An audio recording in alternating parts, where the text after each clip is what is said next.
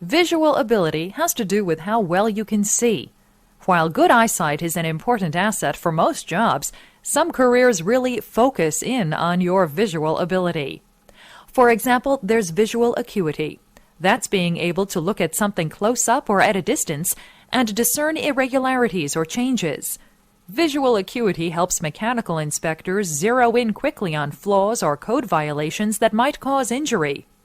Many people who deal with words or numbers may need to visually double-check their work. Misreading a column of numbers could require long recalculations for a bookkeeper. Film and video editors choosing the right shots to tell a story rely on strong visual recall. Being able to remember specific images from the footage they've screened greatly enhances the editing process.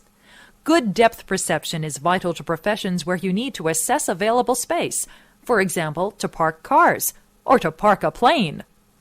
Depth perception is also crucial for precise hand-eye coordination.